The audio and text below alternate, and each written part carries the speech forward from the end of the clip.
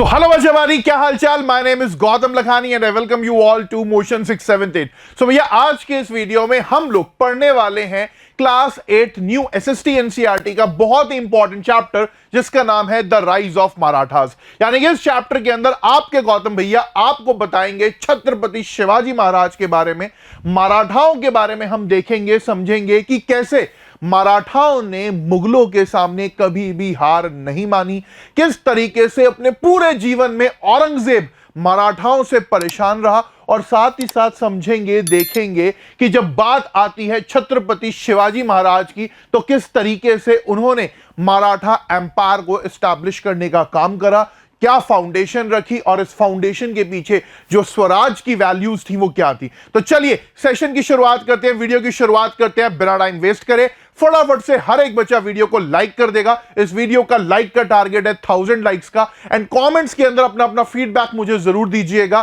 तो चलिए क्लास की शुरुआत करते हैं और बात करते हैं मराठाओं के बारे में। तो देखिए बच्चा, सबसे पहले तो हमें यहां पर यह समझना होगा कि मराठा थे कौन। तो जब बात आती है दक्कन की, यानी कि साउथ इंडिया की, आज के प्रेजेंट डे की अगर मैं बात करूं तो महाराष्ट्र के आसपास वाले रीजन की, तो यहां पर हमें मराठा देखने को मिलते थे। मराठास की जब हम बात करते हैं तो डेक्कन प्लेटू वाले रीजन के अंदर ये लोग रहते थे। मेनली जो हमारा महाराष्ट्र वाला रीजन है, जैसे कि मैंने आपको बताया, वहां पर जो भाषा ये लोग बोला करते थे वो थी मराठी। लैंग्वेज जो बोला करते थे वो थी मराठी। और जब मराठी भाषा की बात आती है, मराठी लैंग्वेज की बात आती है, तो हम देखते हैं कि मराठी लैंग्वेज 12th सेंचुरी से, यानी कि आज से लगभग 900 साढ़े 900 साल पहले से हमें इस एरिया के अंदर बोली जाती हुई देखने को मिलती थी। इस रीजन के अंदर हम लोग देखते हैं बच्चा कि यादव डायनास्टी जो है पहले यहां पर रूल किया करती थी, और हम देखते हैं कि यादव डायनास्टी के बाद फिर अलाउद्दीन खलजी के समय पर और आगे चल करके खलजी सल्तनत ने इसको दिल्ली के अंदर, या कहें दिल्ली सल्तनत के अंदर जो है इनकॉर्पोरेट कर लिया था।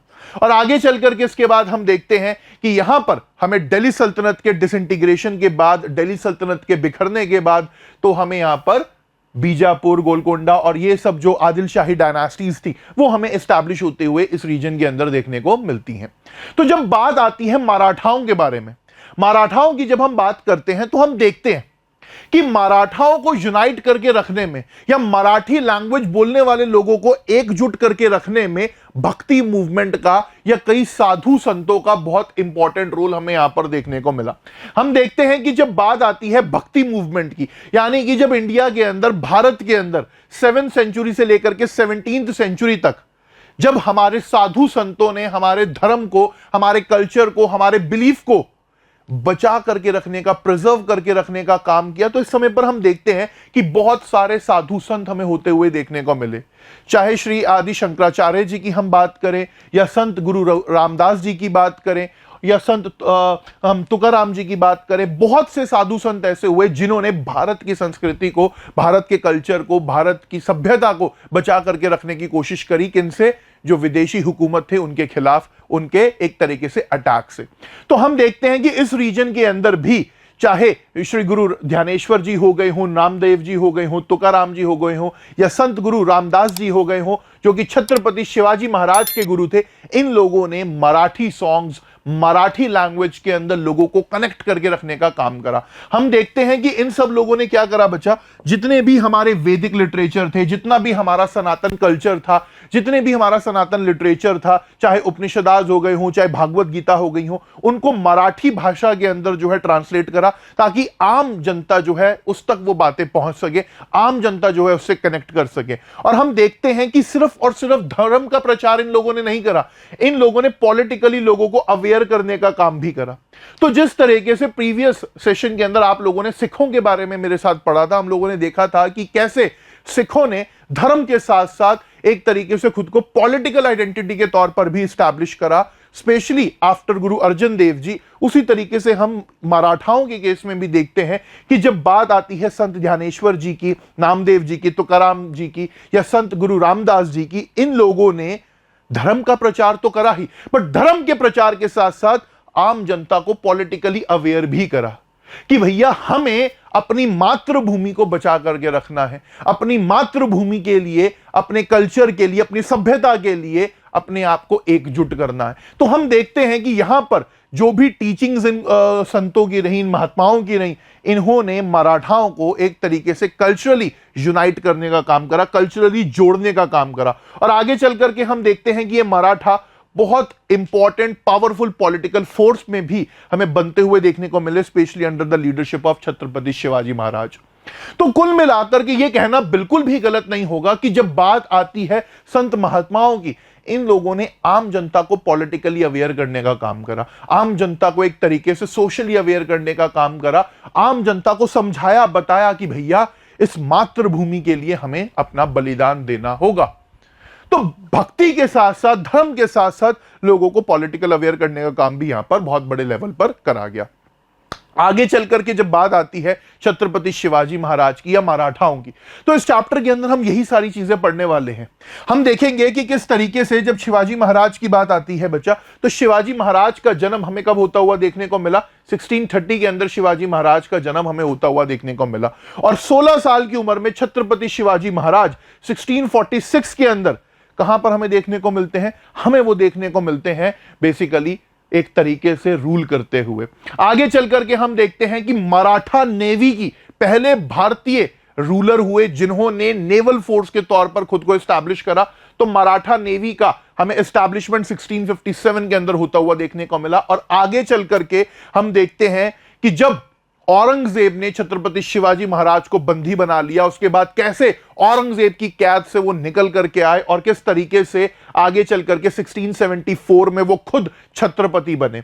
साथ ही साथ हम देखते हैं कि कैसे उन्होंने फिर साउथ के अंदर, दक्कन के अंदर जो है अपना एक तरीके से एरियाज को कंट्रोल करना शुरू करा। और आगे चल करके 1680 में मात्र 50 साल की उम्र में हमें छत्रपति शिवाजी महाराज का निधन होता हुआ देखने को मिलता है। और आगे चल करके हम देखेंगे कि कैसे छत्रपति शिवाजी महाराज के बाद मुगलों में, मराठाओं में वॉर्स हमें देखने को मिले, किस तरीके से उसके बाद जो है मराठाओं ने आगे चल करके दिल्ली तक अपना कंट्रोल एस्टैब्लिश करा पेशवाओं की लीडरशिप के अंदर। और उसके बाद किस तरीके से बैटल ऑफ पानीपत में अफगानों से मराठाओं की हार होती है और उसके बावजूद किस तरीके से फर्स्ट एंग्लो मराठा वॉर के अंदर मराठा जीतते हैं और आगे चल करके बहुत ही बहादुरी से अंग्रेजों का सामना भी करते हैं। तो इस चैप्टर में यही सारी बातें, यही सारी चीजें हम लोग सीखेंगे, पढ़ेंगे। तो देखिए, अगर आपको ये नोट्स डाउनलोड करने हैं तो नीचे डिस्क्रिप्शन के अंदर बच्चा लिंक गिवन है। और मैं हर क्लास के अंदर बोलता हूं, बार बार बोलता हूं कि देखो ये रिकॉर्डेड सेशन है, तो आप लोगों के जो भी डाउट्स हैं, आप अपने डाउट्स कमेंट्स के अंदर मुझे जरूर कर दिया कीजिए, because it is my responsibility कि तुम्हारे जो भी डाउट्स होंगे, तुम्हारे डाउट्स को मैं सॉल्व करूंगा विद द टाइम। एंड साथ ही साथ देखिए क्या है कि अगर आपको एक्सप्लेनेशन पसंद आ रहा है तो इस वीडियो को ज्यादा से ज्यादा अपने दोस्तों के साथ भी शेयर करो, चैनल को सब्सक्राइब भी करो, लाइक भी करो वीडियो को, क्योंकि जब आप लोग कॉमेंट्स करते हो तो मुझे सच में बहुत अच्छा लगता है ना।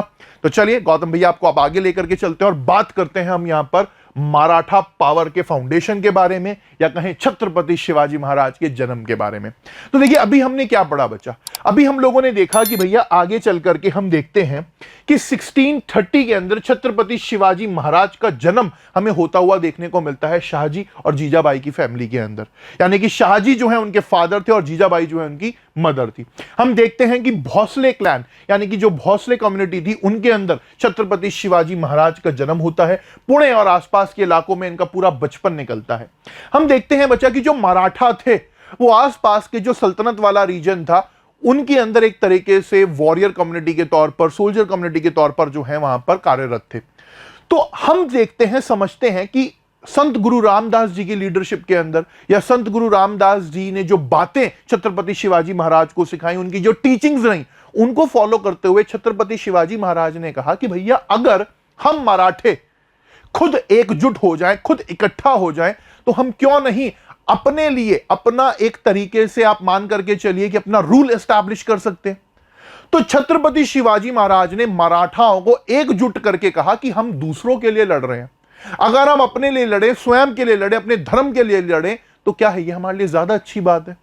तो हम देखते हैं कि छत्रपति शिवाजी महाराज की लीडरशिप के अंदर आगे चलकर के एट द एज ऑफ 16 हम देखने को मिलता है कि पुणे के आसपास वाले रीजन के अंदर जहां पर डेक्कन सल्तनत का कंट्रोल था, वहां पर छत्रपति शिवाजी महाराज ने गुरिल्ला वारफेयर करके यानी कि गुरिल्ला वारफेयर क्या होता था, इसको मैं आपको पिछली क्लास में भी बता चुका हूं कि छोटी छोटी टुकड़ों में छोटे छोटे इकट्ठे, मतलब 50 60 70 लोग इकट्ठे होते थे और जाकर के सीधा आर्मी के ऊपर अटैक करते थे बहुत ही तेजी के साथ।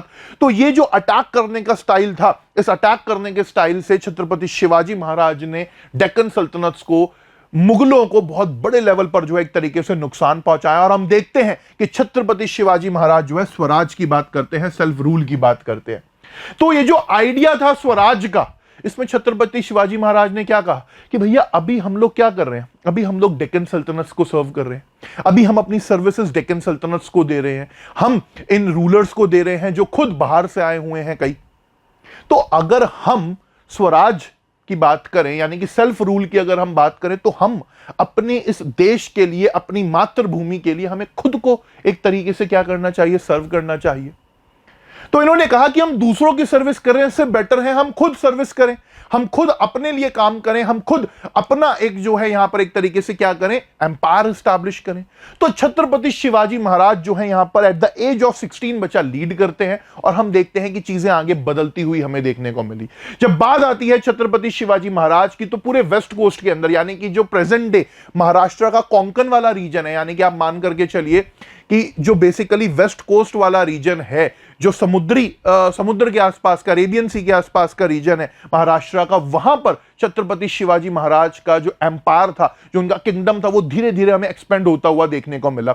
और खास तौर पर जो कोस्टल रीजन था उसके ऊपर, कोस्टल रीजन का मतलब क्या, जो समुद्र के पास का इलाका था, अरेबियन सी के आसपास का इलाका था, वहां पर छत्रपति शिवाजी महाराज ने खुद को एस्टैब्लिश करा। और हम देखते हैं कि छत्रपति शिवाजी महाराज बहुत ही ज्यादा विजनरी थे और उस विजन के अंदर हम क्या देखते हैं कि छत्रपति शिवाजी महाराज पहले भारत के ऐसे रूलर बने, खास तौर पर मेडाइवल पीरियड के अंदर, जिन्होंने नेवी का फाउंडेशन रखा। छत्रपति शिवाजी महाराज समझते थे, जानते थे कि भैया भारत की अगर हम ज्योग्राफी को देखें तो इंडिया कैसा है, इंडिया 3 तरफ से पानी से घिरा हुआ है। वेस्ट में अरेबियन सी है और ईस्ट में क्या है, बे ऑफ बंगाल, साउथ के अंदर इंडियन ओशन है। और इतना बड़ा कोस्टल लाइन होने के बावजूद अगर हमारे पास नेवी नहीं है तो हमारा बहुत बड़ा फेलियर है। तो छत्रपति शिवाजी महाराज खुद क्या करते हैं, नेवी का एस्टैब्लिशमेंट करते हैं। और हम देखते हैं कि जो उस टाइम पर बीजापुर सल्तनत वगैरह हुआ करती थी, डेक्कन सल्तनत वगैरह हुआ करती थी, जो आदिल शाही डायनास्टी के अंडर आती थी, इन लोगों के पास शिप्स वगैरह तो थी, बट वो मर्चेंट शिप थी, यानी कि वो सिर्फ और सिर्फ क्या काम करते थे, वो ट्रेड का काम करते थे। मुगल्स के पास भी कोई प्रॉपर नेवी वगैरह नहीं थी, बट छत्रपति शिवाजी महाराज यहां पर क्या करते हैं, मराठाओं को एक नेवल पावर के तौर पर जो है एस्टैब्लिश करते हैं। और ये चीज अपने आप में बहुत ज्यादा लेजेंडरी थी, इसको हम आगे चल करके अभी समझेंगे भी, देखेंगे भी। तो छत्रपति शिवाजी महाराज ने एक से एक क्या बनवाए, फोर्ट बनवाए, दुर्ग बनवाए।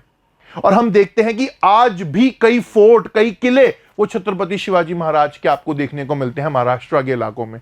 और अगर आप उनकी ज्योग्राफी देखोगे, कहां कहां पर कोई पहाड़ की चोटियों पर बनाया हुआ है, कोई एकदम कोस्टल एरिया के अंदर बनाया हुआ है, तो आपको भी देख करके लगेगा कि बताओ उस टाइम पर इतना भयंकर आर्किटेक्चर अपने आप में बहुत बड़ी बात थी। छत्रपति शिवाजी महाराज कब राजा बने, कमेंट्स के अंदर यहां पर मुझे बताओ। और अभी मैंने आपको बताया था कि उन्होंने नेवी कौन से ईयर में एस्टैब्लिश करी थी, तो वो भी यहां पर आप मुझे कमेंट्स में बताओ। तो ये सारे काम छत्रपति शिवाजी महाराज ने अपनी अर्ली एज के अंदर, अर्ली 20s के अंदर यहां पर करे। आगे चल करके हम देखते हैं कि जब बात आती है छत्रपति शिवाजी महाराज की, तो छत्रपति शिवाजी महाराज का ये जो गुरिल्ला वॉरफेयर था, इस गुरिल्ला वॉरफेयर ने कहीं ना कहीं, चाहे डेक्कन सल्तनत रहे हो, बीजापुर की डायनास्टी रहे हो या मुगल्स रहे हो, उनको हिला करके रख दिया। अब यहां पर एक चीज समझ में आ गई थी मुगलों को कि भैया अब एक ऐसा व्यक्ति आ गया है जो कहीं ना कहीं हमारे लिए नुकसान कर सकता है। तो हम देखते हैं कि छत्रपति शिवाजी महाराज क्या करते थे, अपनी सेना को लेकर के, अपने लोगों को लेकर के गुरिल्ला वारफेयर किया करते थे। गुरिल्ला वारफेयर में जैसे कि मैंने आपको बताया कि मान करके चलिए कि मुगलों की आर्मी खड़ी है जिसमें कई हजार लोग हैं, तो ये आते थे पीछे से अपने साथ 300-400 लोगों को लेकर के और अपने टुकड़ियों के बीच में बांट देते, 50-60 लोग एक तरफ, 50-60 लोग एक तरफ, और ये आकर के सीधा अचानक से अटैक करते थे, मारते थे और भैया उनको नुकसान पहुंचा करके भाग जाते थे। यानी कि एक तरीके से हम क्या देखते हैं कि जो सर्जिकल स्ट्राइक आज हमारी सरकार करती है, उसी तरीके से सर्जिकल स्ट्राइक्स कौन किया करते थे, छत्रपति शिवाजी महाराज किया करते थे। और ये हमें कब देखने को मिला, जब बात आती है अफजल खान की। तो देखिए क्या हुआ कि छत्रपति शिवाजी महाराज को लगातार जो है बीजापुर सल्तनत से एक तरीके से चैलेंज मिलता रहता था, चुनौती मिलती रहती थी। और बीजापुर सल्तनत जहां पर आदिल शाही डायनास्टी थी, जिसको हमने प्रीवियस क्लास के अंदर पढ़ा था, प्रीवियस चैप्टर के अंदर पढ़ा था, तो हम देखते हैं कि वहां का जो एक तरीके से जनरल था उसका नाम था अफजल खान। अब ये अफजल खान जो है ये छत्रपति शिवाजी महाराज से बड़ी नफरत करता था। और अफजल खान क्या चाहता था? अफजल खान चाहता था कि बस मेरा एक बार आमना सामना हो जाए छत्रपति शिवाजी महाराज से, एक बार 1-to-1 मीटिंग हो जाए। तो छत्रपति शिवाजी महाराज जाते हैं अफजल खान से मिलने के लिए। 1659 के आसपास का यह समय रहता है और हम देखते हैं कि 1-to-1 मीटिंग छत्रपति शिवाजी महाराज की अफजल खान से होती है। अफजल खान प्रतापगढ़ फोर्ट के अंदर, प्रतापगढ़ के किले के अंदर छत्रपति शिवाजी महाराज को मिलने के लिए बुलाता है। और यह इंसिडेंट अपने आप में बहुत इंपॉर्टेंट है। ये इंसिडेंट, ये हादसा अपने आप में बहुत इंपॉर्टेंट है। हम क्या देखते हैं कि 1659 के अंदर अफजल खान छत्रपति शिवाजी महाराज को मिलने के लिए बुलाता है और कहता है कि भैया बिना किसी हथियार के आना, निहत्थे आना। पर छत्रपति शिवाजी महाराज जानते थे कि इन लोगों के ऊपर एक तरीके से ट्रस्ट करने का कोई भी फायदा नहीं है। तो हम देखते हैं कि छत्रपति शिवाजी महाराज जब जाते हैं, मिलते हैं अफजल खान को, तो अफजल खान उन्हें गले लगाता है और गले लगाने के बहाने छत्रपति शिवाजी महाराज को मारने की कोशिश करता है। और यहीं पर छत्रपति शिवाजी महाराज क्या करते हैं? छत्रपति शिवाजी महाराज और अफजल खान को पकड़ते हैं और पटकनी देते हैं। और हम देखते हैं कि उसके बाद छत्रपति शिवाजी महाराज की जो आर्मी थी वो अफजल खान की आर्मी को गुरिल्ला अटैक कर करके खत्म कर देती है। और इस बीच अफजल खान की मृत्यु हो जाती है, अफजल खान को मार दिया जाता है। और शिवाजी महाराज ने उसको मारा कैसे? इसका वाघ नाक का इस्तेमाल करके। देख रहे हो ये छोटा सा, ये क्या होता था? हाथ में पहन लेते थे, फ्रंट से लगता था कि अंगूठियां पहनी हुई हैं और पीछे यहां पर इस तरीके से जो है नाक होते थे। वाघ नाक का मतलब क्या? टाइगर क्लॉ, यानी कि एक तरीके से टाइगर का पंजा। तो इसी के साथ छत्रपति शिवाजी महाराज ने क्या करा? अफजल खान को मारा। अब देखिए, अभी तक हम लोगों ने क्या देखा? चाहे हम लोगों ने बात करी पृथ्वीराज चौहान की या बाकी राजपूत रूलर्स की, हमने क्या देखा? हमने देखा कि भैया जो राजपूत रूलर्स होते थे या हिंदू राजा महाराजा होते थे, ये क्या करते थे? ये भारतीय संस्कृति को फॉलो करते थे। ये कहते थे कि अगर शत्रु निहत्था है तो हम उस पर हथियार नहीं उठाएंगे। और इस वजह से अक्सर हम देखते हैं कि शत्रु क्या करता था? उसका तो कोई दीन ईमान होता ही नहीं था, तो वो अपने हिसाब से काम करता था और हमारे भारतीय राजा महाराजाओं को नुकसान उठाना पड़ता था। हम लोगों ने पृथ्वीराज चौहान के बारे में देखा कि कैसे उन्होंने पहले मोहम्मद गौरी को छोड़ा और बाद में मोहम्मद गौरी ने आकर के उनके ऊपर अटैक करा। पर छत्रपति शिवाजी महाराज जानते थे, छत्रपति शिवाजी महाराज ने इतिहास पढ़ा था और छत्रपति शिवाजी महाराज को पता था कि भैया अच्छे के साथ अच्छा करो और बुरे के साथ बुरा। तो छत्रपति शिवाजी महाराज को पता था कि भैया इन लोगों का कोई दीन ईमान नहीं है, ये लोग जो हैं किसी भी हद तक गिर सकते हैं। और जब वो अफजल खान से मिलने के लिए गए तो उसी तरीके से उन्होंने अफजल खान को उसी के स्टाइल में चुनौती दी और पटकनी देकर के मार दिया, खत्म कर दिया अफजल खान को। और जब अफजल खान के मरने की खबर हर जगह पहुंची तो लोग हैरान कि भैया छत्रपति शिवाजी महाराज ने, एक 29 साल के इंसान ने किसको मार दिया? एक अफजल खान को मार दिया, जो अपने आप में बीजापुर का बहुत बड़ा जनरल था। और यह खबर जब सब में फैली तो औरंगजेब तक चौंक गया। और आगे चल करके हम देखते हैं कि छत्रपति शिवाजी महाराज ने जब अफजल खान को मारा तो उसके बाद मराठा अपने आप पावरफुल हो गए, और ज्यादा पावरफुल हमें होते हुए देखने को मिले। पूरी आदिल शाही डायनास्टी जो है एक तरीके से डरने लगी, घबराने लगी।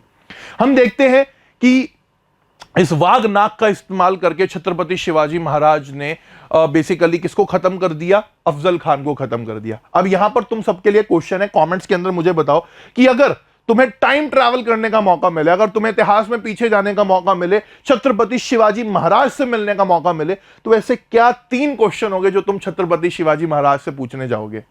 तो मुझे कमेंट्स के अंदर बच्चे बताएंगे कि अगर आपको छत्रपति शिवाजी महाराज से मिलने का मौका मिलता है तो उनसे आप क्या पूछोगे भैया? कमेंट्स में जरूर बताना। तो हम देखते हैं कि अफजल खान को बहुत ही करीबी से छत्रपति शिवाजी महाराज ने खत्म कर दिया। अफजल खान की मृत्यु हमें यहां पर होती हुई देखने को मिलती है। और इसके बाद हम देखते हैं कि छत्रपति शिवाजी महाराज का सामना होता है मुगलों से। अब मुगल्स जो हैं, खासतौर पर औरंगजेब जो है, वो छत्रपति शिवाजी महाराज से बड़ा बौखलाया हुआ था, मराठाओं से बड़ा बौखलाया हुआ था। उसे डर था कि भैया अब ये मुगल ही अगला टारगेट होंगे मराठाओं का। तो हम देखते हैं कि औरंगजेब क्या करता है? औरंगजेब अपने मामा को, जिसका नाम था शाइस्ता खां, उसको जो है भेजता है। और ये शाइस्ता खां लगातार 3 साल तक अपनी बहुत बड़ी फौज के साथ, मुगल आर्मी के साथ मराठाओं के ऊपर अटैक करता है। और इस अटैक के बीच हम देखते हैं कि छत्रपति शिवाजी महाराज पुणे का इलाका और आसपास का कुछ इलाका जो है मुगलों को हार जाते हैं। अब छत्रपति शिवाजी महाराज एक चीज समझ चुके थे कि भैया अगर औरंगजेब को झुकाना है तो इस शाइस्ता खां को खत्म करना होगा। और 3 साल तक मराठाओं और मुगलों के बीच में यहां पर टसल हमें चलता हुआ देखने को मिला, युद्ध हमें चलते हुए देखने को मिले। तो एक दिन अचानक से क्या होता है, एक दिन अचानक से छत्रपति शिवाजी महाराज अपने साथ कुछ 300-400 लोगों को लेकर के पहुंचते हैं कहां, पुणे में। और शाइस्ता खान जो है अपने कई वाइफ्स के साथ, कई बच्चों के साथ पुणे के लाल महल के अंदर रह रहा था। और रात के समय अचानक से छत्रपति शिवाजी महाराज अपने लोगों को लेकर के पहुंचते हैं और अटैक कर देते हैं इस लाल महल के ऊपर। जब छत्रपति शिवाजी महाराज का सामना होता है शाइस्ता खां से, तो शाइस्ता खां अपनी जो वाइफ्स होती हैं, अपनी जो बेसिकली उसके यहाँ जो सर्वेंट्स होते हैं, उनके पीछे छुप जाता है, भागने की कोशिश करता है। और इसी मुठभेड़ के अंदर हम देखते हैं कि छत्रपति शिवाजी महाराज जब शाइस्ता खां के ऊपर अटैक करते हैं तो इसकी कुछ उंगलियां कट जाती हैं और शाइस्ता खां बड़ी मुश्किल से अपनी जान बचा करके भागता है। और जब शाइस्ता खां अपनी जान बचा करके भागता है तो यह समझो कि उसकी जो इज्जत थी उसका फालूदा हो गया। और शाइस्ता खां की इज्जत का तो फालूदा हुआ ही हुआ, साथ में औरंगजेब की इज्जत का फालूदा भी हुआ कि भैया किसने भेजा था इसको, औरंगजेब ने। तो जब शाइस्ता खां को यहां पर भागना पड़ जाता है तो औरंगजेब बड़ा बौखला जाता है, औरंगजेब बड़ा बौखला जाता है। और हम देखते हैं कि भैया क्या हुआ कि यहां पर 1663 के आसपास जो है छत्रपति शिवाजी महाराज ने क्या करा, शाइस्ता खां के कैंप के ऊपर रात के समय जाकर के अटैक करा। जिस तरीके से हमारी इंडियन आर्मी जाकर के अटैक करती है पाकिस्तान के अंदर टेरर आउटफिट्स के ऊपर, टेरर कैंप्स के ऊपर, उसी तरीके से शाइस्ता खां के ऊपर यहां पर जो सर्जिकल स्ट्राइक करी गई। और उस सर्जिकल स्ट्राइक में शाइस्ता खां की 3-4 उंगलियां कट गई और अपनी जान बचा करके ये भागा। अब मुगल्स और मराठाओं के बीच में हमें एक आमना सामना होता हुआ देखने को मिलता है और खास तौर पर औरंगजेब यहां पर बहुत ज्यादा बौखला जाता है। हम देखते हैं कि इसके बाद छत्रपति शिवाजी महाराज क्या करते हैं। छत्रपति शिवाजी महाराज कहते हैं कि भैया देखो ऐसा है, 3 साल तक मैं तुम्हारे अत्याचारों को सहता रहा, 3 साल तक तुमने हमारे ऊपर जो है अटैक करे, हमारे लोगों को आकर के लूटा, हमारी जो प्रजा थी उसके ऊपर आकर के अत्याचार करे। अब छत्रपति शिवाजी महाराज क्या करते हैं, जो मुगल्स का सबसे इंपॉर्टेंट ट्रेडिंग पॉइंट था, सबसे इंपॉर्टेंट कमर्शियल सेंटर था जिसका नाम था सूरत, उस सूरत के ऊपर अटैक करने का काम करते हैं। हम देखते हैं कि छत्रपति शिवाजी महाराज ये जो 3 साल तक शाइस्ता खां और मुगल आर्मी ने उनके ऊपर अटैक करा, उस अटैक का बदला लेने के लिए पहले तो शाइस्ता खां के ऊपर अटैक करते हैं, शाइस्ता खां की उंगलियां काट देते हैं, उसे भागने पर मजबूर कर देते हैं। और फिर जो औरंगजेब का या कहे मुगल एम्पायर का जो सबसे इंपॉर्टेंट वेल्दिएस्ट पोर्ट सिटी था, सबसे इंपॉर्टेंट कमर्शियल सेंटर था सूरत, वहां पर अटैक करते हैं। और सूरत जब ये अटैक करते हैं तो हम देखते हैं कि लगभग 1 करोड़ रुपया, कितना, ऑलमोस्ट 1 करोड़ रुपीस जो हैं छत्रपति शिवाजी महाराज वहां से इकट्ठा करते हैं। और ऐसा नहीं कि गए थे भैया लूटपाट करने के लिए, नहीं। ये क्यों करा गया, ये अटैक क्यों करा गया? ये अटैक इसलिए करा गया कि भैया लोगों को मैसेज जाए कि तुम्हारा राजा जो है तुम्हें बचा नहीं सकता।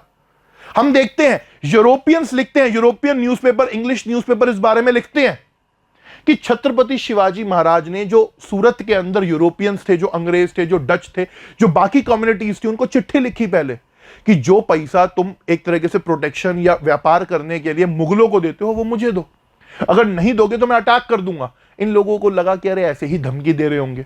बट छत्रपति शिवाजी महाराज जब सूरत के ऊपर अटैक करते हैं तो हम देखते हैं कि लंदन गैजेट के अंदर इस बारे में लिखा जाता है, बताया जाता है। और ऐसा नहीं कि सबके ऊपर अटैक करा गया, जो लोग अच्छे थे, जो नोबल लोगों के लिए, जो लोगों की सेवा करते थे, जो लोगों का अच्छा काम करते थे, जैसे कि हम देखते हैं मोहनदास पारेख चैरिटेबल मैन थे, वो लोगों की बहुत मदद करते थे, उन लोगों को छोड़ भी दिया गया, रिलीजियस सेंटर्स को छोड़ दिया गया।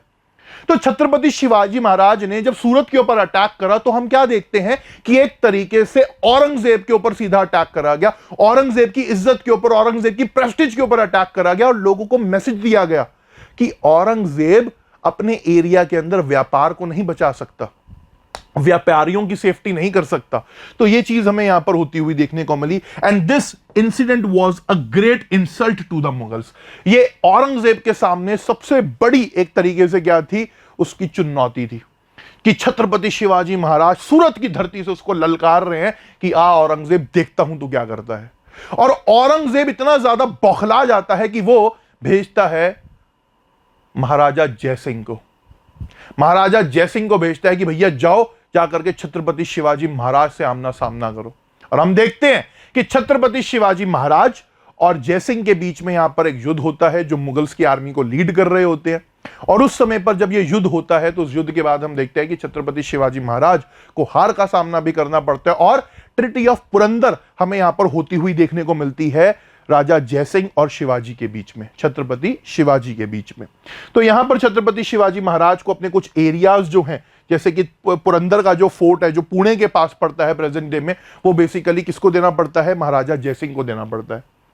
अब जयसिंह यहां पर छत्रपति शिवाजी महाराज से कहते हैं कि देखो शिवाजी, मैं आपकी एक बहुत रिस्पेक्ट करता हूं, मैं आपकी बहुत इज्जत करता हूं, पर मुगलों से लड़ना इतना आसान नहीं है। आप जाओ, जाकर के औरंगजेब से मिलो, औरंगजेब से जाकर के आप एक तरीके से बातचीत करो। और वो औरंगजेब को भी समझाते हैं कि भैया शिवाजी से लड़ना दक्कन के अंदर आसान नहीं है, तूने पहले ही बहुत आफत मोल ले रखी है, तूने पहले ही गोलकुंडा से, बीजापुर से, इन सबसे लड़ाइयां मोल ले रखी है। अगर तू मराठाओं से भी लड़ाई कर लेगा औरंगजेब, तो तेरी बस का नहीं है भैया सर्वाइव कर पाना। और वो छत्रपति शिवाजी महाराज के लिए कहते हैं कि आप इनसे दोस्ती करो, आप इनसे हाथ मिलाओ, औरंगजेब को बोलते हैं। और छत्रपति शिवाजी महाराज को भी कहा जाता है महाराजा जयसिंह के द्वारा कि आप जाइए, जाकर के किनसे मिलिए? औरंगजेब से मिलिए, औरंगजेब से जो है मिलिए। तो छत्रपति शिवाजी महाराज कहते हैं कि मुझे औरंगजेब के ऊपर विश्वास नहीं है। तो महाराजा जयसिंह कहते हैं कि मैं बैठा हूं ना, मैं आपको वचन देता हूं, मैं एक राजपूत हूं, मैं आपको वचन देता हूं कि आप जाइए औरंगजेब से जाकर के आगरा में मिलिए, वो आपको कुछ नहीं कहेगा, ये मेरा वचन है, आपकी सेफ्टी की गारंटी मेरी है। तो महाराजा जयसिंह के कहने पर हम क्या देखते हैं कि छत्रपति शिवाजी महाराज पहुंचते हैं औरंगजेब से मिलने, कहा आगरा, अपने साथ किसको लेकर के? शामाजी महाराज को लेकर के, छावा को लेकर के। और आगे चल करके क्या होता है कि औरंगजेब भैया उसका कोई दीन ईमान थोड़ी ना था, मतलब he was not the person of his word. Aurangzeb क्या करता है? छत्रपति शिवाजी महाराज को और शामाजी महाराज को बंदी बना लेता है, अरेस्ट कर लेता है। और जब यह खबर महाराजा जयसिंह को पहुंचती है तो अपना सिर पकड़ लेते हैं, कहते हैं भैया बताइए।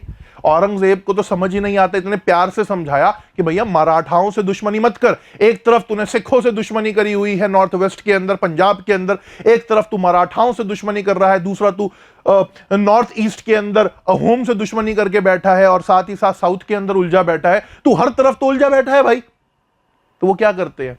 तो वो यहां पर हम देखते हैं कि भैया छत्रपति शिवाजी महाराज को कहते हैं कि भाई मैंने आपको वादा करा था तो मैं ही आपकी मदद करूंगा।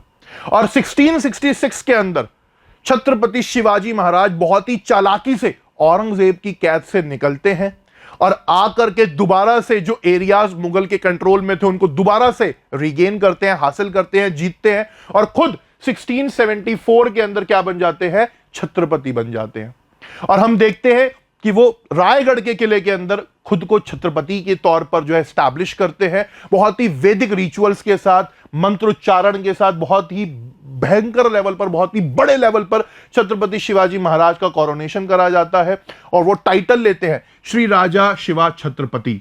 तो छत्रपति शिवाजी महाराज जी का जो पूरा नाम है, जो टाइटल था, वो क्या था? वो था श्री राजा शिवा छत्रपति। और एक नया कैलेंडर वो शुरू करते हैं जिसका नाम था राज्याभिषेका शक। तो राज्याभिषेका शक नाम का नया कैलेंडर वो शुरू करते हैं, जिसको आज भी कई मराठा कम्युनिटी के लोग फॉलो करते हैं। और आगे चल करके हम देखते हैं कि छत्रपति शिवाजी महाराज अपना ध्यान देते हैं साउथ की तरफ। उन्हें लगता है कि भैया साउथ जो है बहुत इंपॉर्टेंट है। तो आप समझो, देखो मराठाओं ने क्या करा, मराठाओं ने under the leadership of Chhatrapati Shivaji Maharaj पहले जो वेस्ट कोस्ट थी, ये जो वेस्ट वाला इलाका था, ये वेस्ट वाला जो इलाका था, जो अरेबियन सी का इलाका था, इस पर तो अपना कंट्रोल एस्टैब्लिश कर ही लिया था।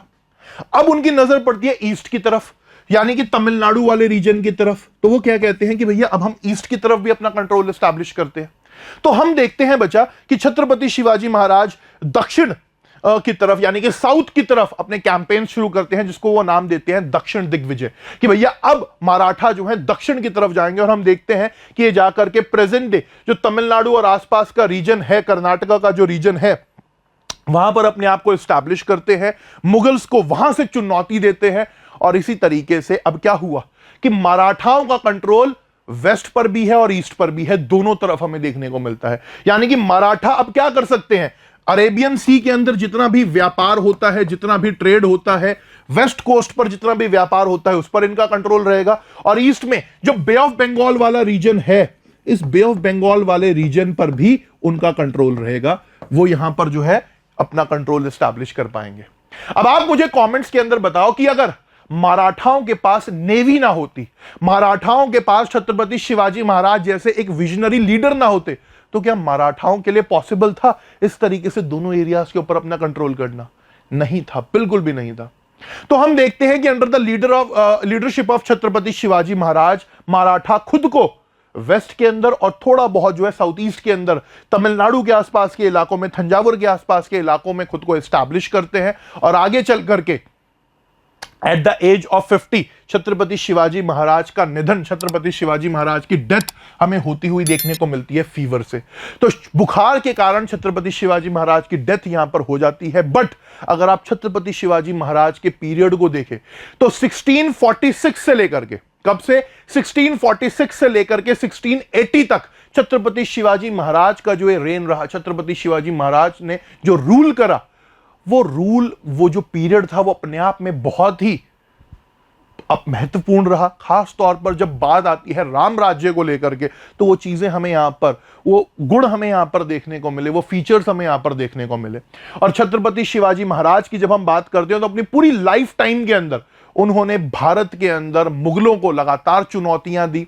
और साथ ही साथ हम देखते हैं कि भारतीय संस्कृति को बचाने के लिए मराठाओं को तैयार करा, स्वराज्य की उन्होंने बात करी। और इस पर हम क्या देखते हैं कि यूरोपियंस भी लिखते हैं। यूरोपियंस खुद क्या करते हैं, यूरोपियंस छत्रपति शिवाजी महाराज को कंपेयर करते हैं अलेक्जेंडर के साथ। किसको कंपेयर करते हैं, अलेक्जेंडर के साथ उनको कंपेयर करते हैं। यहां तक कि जो बुंदेलखंड का इलाका था और बुंदेल प्रिंस जो थे छत्रसाल, वो खुद छत्रपति शिवाजी महाराज से इतना ज्यादा इंस्पायर हो जाते हैं कि छत्रसाल मुगलों के खिलाफ आवाज उठाते हैं और खुद को इंडिपेंडेंट कर लेते हैं मुगल रूल से। बुंदेलखंड रियासत अलग हो जाती है किनसे, जो अपना मुगल रूल था उनसे। तो छत्रपति शिवाजी महाराज जो हैं, बहुत सारे जो बेसिकली भारत के अंदर हिंदू राजा महाराजा थे, उनके लिए इंस्पिरेशन का काम करते हैं कि भैया अगर हम अपने कल्चर के लिए, अपनी संस्कृति के लिए आवाज नहीं उठाएंगे तो कौन आवाज उठाएगा। और हम देखते हैं कि फेमस हिंदी पोएट जो हुए भूषण, वो खुद छत्रपति शिवाजी महाराज से मिलने महाराष्ट्र के अंदर आते हैं, उनके ऊपर कई कविताएं लिखते हैं, कई पोएम्स लिखते हैं। तो आप ये देख सकते उसका बेसिकली पेंटिंग है। छत्रपति शिवाजी महाराज यहां पर विराजमान है और उनके सामने बहुत ही फेमस पोएट जिनका नाम था भूषण, वो यहां पर खड़े हैं। और ये छत्रपति शिवाजी महाराज के ऊपर बहुत सी कविताएं, बहुत से प्रेज, बहुत सी बातें जो है लिखते हैं। तो कुल मिलाकर के बच्चा जब बात आती है छत्रपति शिवाजी महाराज की, तो ये था उनके बारे में जिसको अभी हमने पढ़ा, डिस्कस करा। यहां तक आपका किसी का कोई भी डाउट है तो आप ऐसे कमेंट्स के अंदर अपना डाउट पूछ सकते हैं।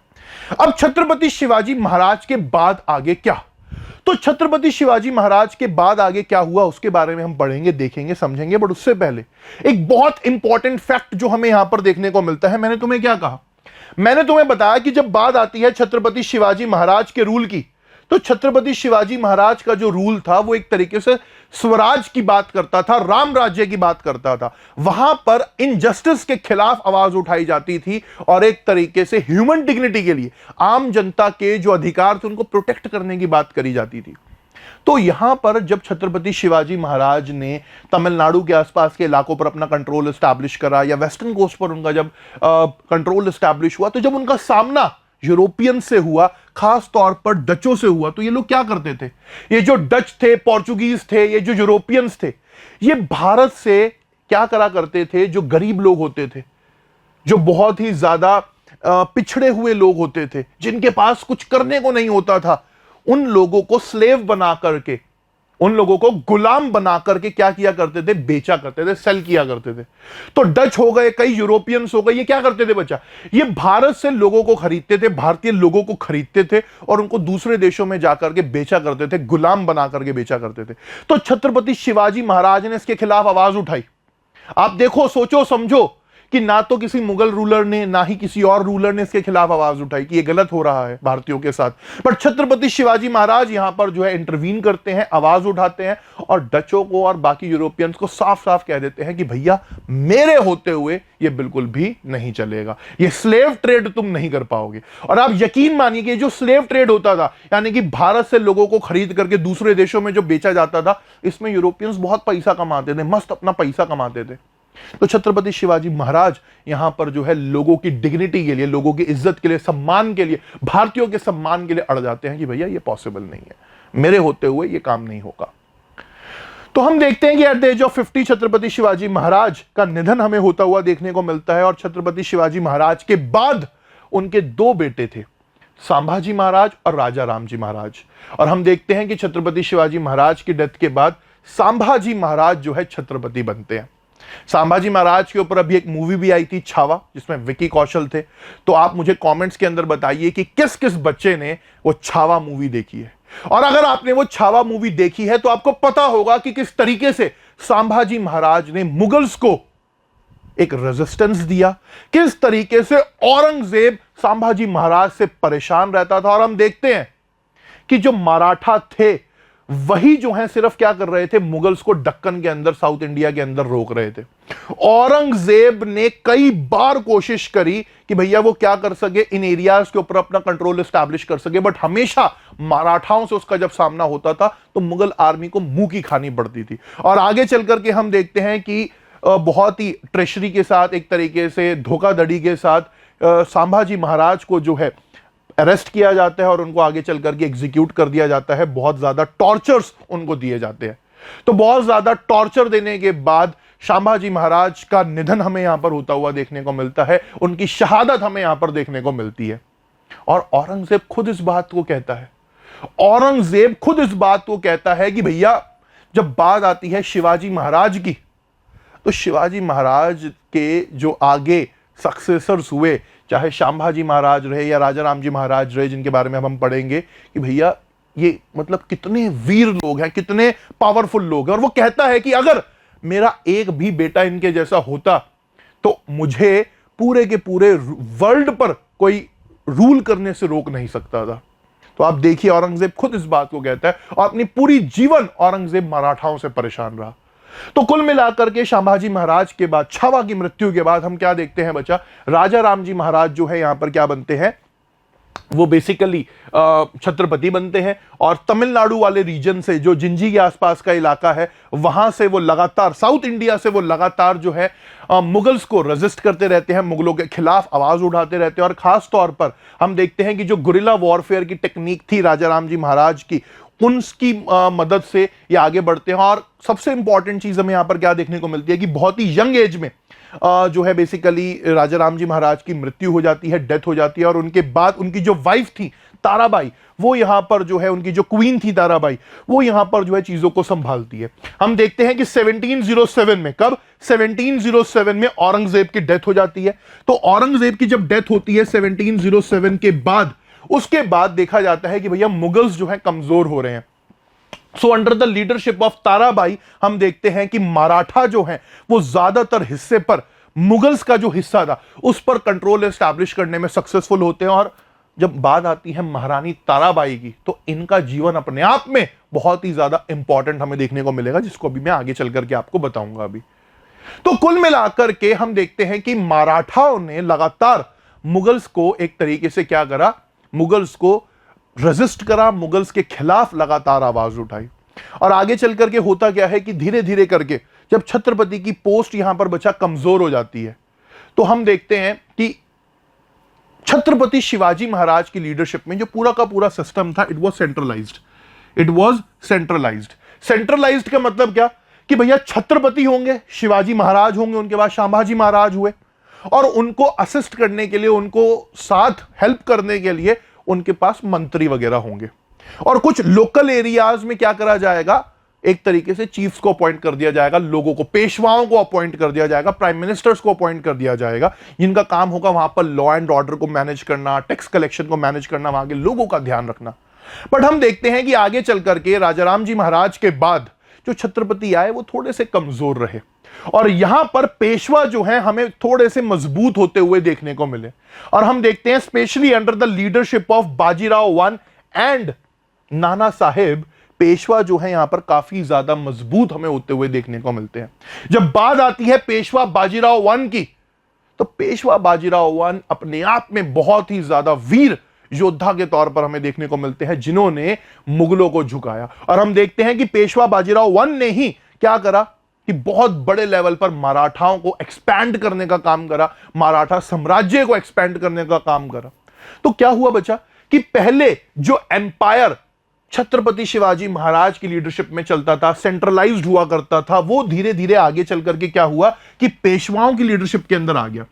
पेशवा यहां पर मजबूत होने लगे और पेशवाओं में भी कौन, पेशवा बाजीराव वन और उनके बेटे नाना साहब पेशवा हमें यहां पर देखने को मिलते हैं। और इस वजह से क्या हुआ कि कई जगहों पर ये जो रीजनल चीफ्स होते थे, यानी कि जो पेशवा वगैरह होते थे, अपने अपने एरियाज में क्या करते थे, रूल करते थे।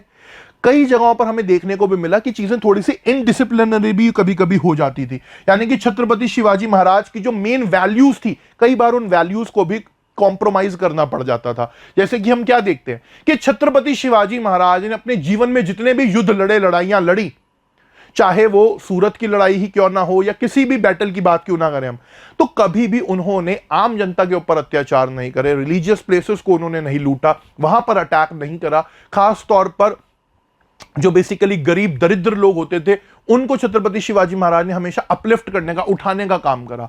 बट वहीं जब हम देखते हैं जो पेशवाओं का रूल रहा, उस टाइम पर जब इन्होंने बंगाल के ऊपर अटैक करा तो वहां पर बहुत बड़े लेवल पर क्रुएलिटी हमें होती हुई देखने को मिली। यानी कि छत्रपति शिवाजी महाराज की जो वैल्यूज थे, जो आइडियाज थे, वो कहीं ना कहीं हमें यहां पर कॉम्प्रोमाइज होते हुए भी देखने को मिले। तो कुल मिलाकर के जब बात आती है पेशवाओं की, तो इनके बाद हम देखते हैं कि आगे चल करके इनकी लड़ाई होती है किससे, इनकी लड़ाई होती है आगे चल करके बेसिकली जो मुगल्स, अंग्रेज थे, ब्रिटिशर्स थे, उनसे। और अब हम बात यहां पर करेंगे कि कैसे चीजें आगे रही। तो अभी यहां तक आपका कोई भी डाउट है तो कमेंट्स के अंदर आप सब अपने डाउट्स में से कमेंट्स के अंदर पूछ सकते हो। डाउट नहीं है, चीजें क्लियर है, तो make sure to like the video. जिस भी बच्चे ने अभी तक लाइक नहीं करा है फटाफट से लाइक करते जाओ यार। अपने दोस्तों के साथ स्कूल ग्रुप के अंदर भी इस वीडियो को शेयर करते जाओ और कॉमेंट्स में मुझे जरूर बताना कि आप में से कौन कौन बच्चा पुणे से है, महाराष्ट्र से है, कौन कौन छत्रपति शिवाजी महाराज के बारे में जानता है। सब बच्चे मुझे कमेंट्स में जरूर बताएंगे ये बात। खास तौर पर जब बात आती है पेशवा बाजीराव वन की, तो हम क्या देखते हैं कि 1740 तक पेशवा बाजीराव हमें देखने को मिले और 20 साल का जो उनका मिलिट्री करियर रहा, यानी कि 20 साल जो उन्होंने पेशवा का पद संभाला, उस बीच उन्होंने 41 बैटल्स लड़ी, 41 लड़ाइयां लड़ी और एक भी युद्ध, एक भी लड़ाई वो नहीं हारे। और हम देखते हैं कि यहां तक कि मुगल्स जो दिल्ली के अंदर एस्टैब्लिश थे उनके ऊपर भी जाकर के वो हमला बोलते हैं और दिल्ली के अंदर भी मराठाओं का एक तरीके से जो दबदबा था उसको एस्टैब्लिश कर देते हैं। तो कुल मिलाकर के आगे चल करके हम लोग देखते हैं कि पूरा जो नॉर्थवर्ड वाला रीजन था, यानी कि नॉर्थ की अगर मैं बात करूं तो लाहौर तक, इवन पेशावर तक, जो मॉडर्न डे पाकिस्तान का रीजन है, वहां तक हमें मराठाओं का रूल देखने को मिलता था।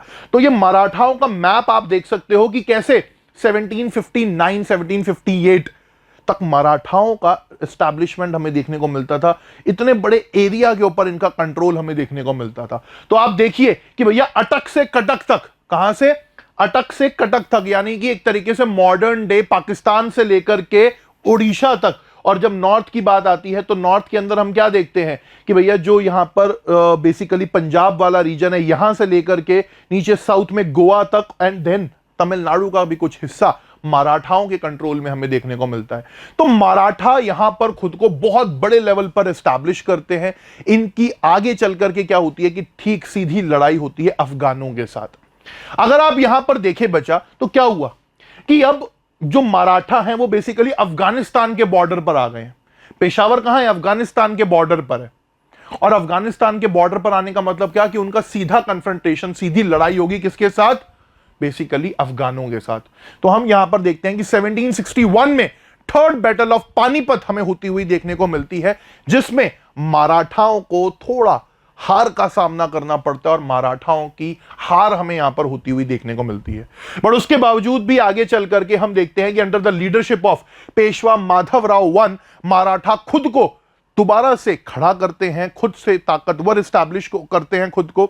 और हम देखते हैं कि आगे चल करके under the leadership of Mahaji Scindia दोबारा से ये 1771 के अंदर 10 साल के बाद दिल्ली को रिकैप्चर कर लेते हैं। दिल्ली पर दोबारा से मराठाओं का कंट्रोल हो जाता है और तब तक रहता है जब तक अंग्रेज ब्रिटिशर्स आकर के वहां पर अपना कंट्रोल एस्टैब्लिश नहीं करते। तो कुल मिलाकर के हम देखते हैं कि छत्रपति शिवाजी महाराज के जो सक्सेसर्स रहे, उन्होंने मराठा एम्पायर को बहुत बड़े लेवल पर एक्सपेंड करने का काम करा, बहुत बड़े लेवल पर फैलाने का काम करा। और इसमें पेशवाओं का जो रोल था वो बहुत इंपॉर्टेंट हमें देखने को मिला, खासतौर पर पेशवा बाजीराव वन और आगे चल करके बालाजी बाजीराव। इन दो पेशवाओं ने बहुत बड़े लेवल पर जो है मराठाओं को एस्टैब्लिश करने का काम करा, एक तरीके से एक पैन इंडिया एम्पायर के तौर पर या पैन इंडिया पावर के तौर पर। तो कुल मिलाकर के ये था मराठाओं के बारे में और किस तरीके से छत्रपति शिवाजी महाराज के जो सक्सेसर्स थे उन्होंने चीजों को एस्टैब्लिश करा। आगे चल करके अब हम यहां पर बात करेंगे कि कैसे मराठाओं का सामना अंग्रेजों से हुआ। तो देखिए, होता क्या है कि 1760s तक आते आते मुगल बहुत ज्यादा कमजोर हो चुके होते हैं और अब हमें अंग्रेज पावर के अंदर आते हुए देखने को मिलते हैं। तो 1764 के बाद हम देखते हैं कि अंग्रेज काफी ज्यादा पावरफुल होते हैं और उनके सामने भारत के अंदर जो सबसे बड़ी चुनौती थी वो कौन थी? वो थी मराठा। तो यहां पर हम क्या देखते हैं कि भैया अब अंग्रेजों का जो मेन दुश्मन था, जो मेन राइवल था, वो कौन था? वो मराठा थे। और इसी वजह से 1775 से लेकर के 1818 के बीच 3 बड़े युद्ध, एंग्लो मराठा वॉर, हमें अंग्रेजों के बीच और मराठाओं के बीच में होते हुए देखने को मिलते हैं, जिसमें जो फर्स्ट एंग्लो मराठा वॉर था, पहला मराठा वॉर था, उसमें मराठाओं ने अंग्रेजों की बैंड बजा दी और अंग्रेज हारते हारते बचे। हम देखते हैं कि उस वॉर के अंदर जो यहां पर हमारे बेसिकली नाना फडणवीस थे मराठाओं की तरफ से, वो पहली बार भारत के अंदर अंग्रेजों के खिलाफ मैसूर के हैदर अली और निजाम ऑफ हैदराबाद को साथ ला करके एक ऐसा मुकाबला करते हैं कि जिसमें मराठा जो है जीतते हैं और एक तरीके से अंग्रेज हार जाते हैं। पर उसके बाद हम क्या देखते हैं कि आगे चल करके जो ब्रिटिशर्स थे वो मराठाओं के बीच में फूट डालने को लेकर के, एक तरीके से उनको डिवाइड करने को लेकर के सक्सेसफुल होते हैं। मराठास को बीच में डिवाइड कर दिया जाता है और उसके बाद अंग्रेज जो है क्या करते हैं, थर्ड मराठा वॉर के अंदर, एंग्लो मराठा वॉर के अंदर खुद को एक मेजर पावर के तौर पर एस्टैब्लिश करने का काम यहां पर करते हैं। तो कुल मिलाकर के ये चीजें बचा हमें यहां पर होती हुई देखने को मिली। तो ये कहना बिल्कुल भी गलत नहीं होगा कि मराठा जो हारे अंग्रेजों के सामने या अंग्रेज जो मराठाओं के और अपना रूल एस्टैब्लिश करने पर सक्सेसफुल हुए, वो किस वजह से हुए? Just because of the divide and rule. क्योंकि मराठा आपस में बट गए और बटने का फायदा उठाया किसने? अंग्रेजों ने। तो ये सारी चीजें हमें यहां पर जो है होती हुई देखने को मिली। तो ये कहना बिल्कुल भी गलत नहीं होगा कि अंग्रेजों ने जो भारत जीता वो मुगलों से नहीं जीता, वो मराठाओं से जीता। क्योंकि मराठा ही उस टाइम पर क्या कर रहे थे? मुगल बादशाह की रखवाली कर रहे थे। मुगल बादशाह जो है वो मराठाओं के कंट्रोल में बैठा था, मराठाओं की प्रोटेक्शन में बैठा था। तो ये सारी चीज बच्चा हमें यहां पर होती हुई देखने को मिलती है। और इन सब में नाना फडणवीस का जो नाम आता है वो अपने आप में बहुत इंपॉर्टेंट है, because he was the person जो अंग्रेजों के खिलाफ एक अलायंस बनाने में सक्सेसफुल हुए, जिसमें उन्होंने Hyder Ali of Mysore and Nizam of Hyderabad को अपने साथ लिया और अंग्रेजों के खिलाफ एक सख्त मुकाबला यहां पर करा। तो ये सारी चीजें हमें यहां पर बच्चा होती हुई देखने को मिली। कोई डाउट अगर आपका यहां पर हो तो कमेंट्स के अंदर आप अपने डाउट मेरे से पूछ सकते हैं। और अगर आप चाहते हो कि मैं कुछ और चीज भी आपके लिए चैनल के ऊपर लेकर के आऊं एसएसटी के अंदर स्पेशली, तो आप मुझे जरूर बताइएगा। बाकी हाँ, बाकी सब्जेक्ट्स को लेकर के भी आपके लिए प्लानिंग चल रही है। Surprises are there for you and Diwali के बाद बहुत सी चीजें आपको देखने को मिलेंगी हमारे चैनल के ऊपर, आई प्रॉमिस यू।